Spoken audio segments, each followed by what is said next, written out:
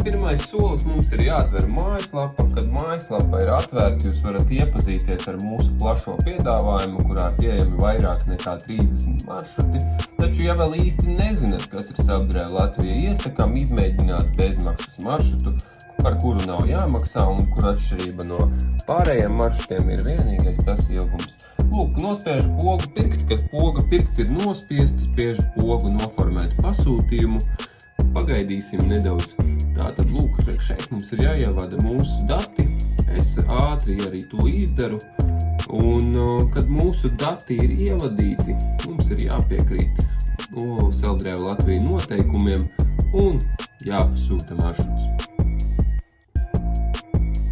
Kamēr sūtas maršruts, tikmēr mēs jau esam nonākuši nākamajā logā, kurā jau ir pieejami 3 faili ar GPX faila izmantošanu, paša faila GPX un Selfdrive Latvija aprakstu. Aprakstu atvērt ir visvienkāršāk, tas mums ir izdarāms jau uzreiz, taču, ja mēs vēlamies atvērt GPX failu, mums ir vajadzīga kāda no pārlūk programmām, kura atbalsta šo failu.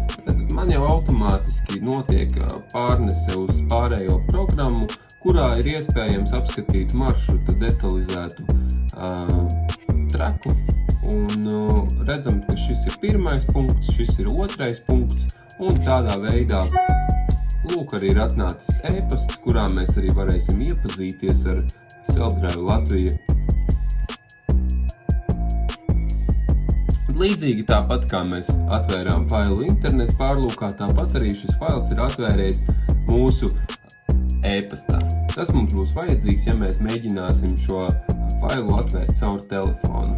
Kas ir būtiski? Būtiski ir lejupielādēt kādu no lietojuma programmām, kuras atbalsta GPX failu. Tāda manā gadījumā tā ir Avenue GPX Weaver, bet vispār jūs varat izvēlēties jebkuru, un atšķirības ir nenozīmīgas, vai pat, iespējas jau ir dažādas, protams, bet es esmu paņēmis pašu lētāko, jeb pavelti, un bez nekādām grūtībām to lejupielādējis.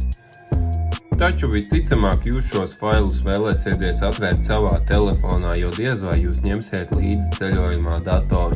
Lai to izdarītu, jums ir jāieiet savā e-pastā, kurā jau ir atnākusi ziņa par to, ka jūsu pasūtījums ir veiksmīgi izpildīts.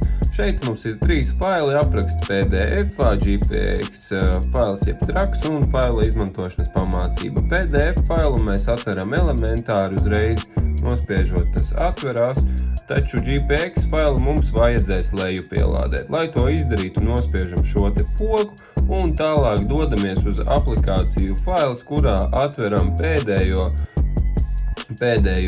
ielādēto failu, kas jau automātiski mūs aizmet uz GPS pārlūk programmu. Un šeit mēs varam patīt un redzēt, ka šis fails jau ir atradies. Un kur mums ir pirmais punkts, līdz tam ir norādes. Un svarīgi ir atzīmēt katrā aplikācijā savu atrašanās vietu.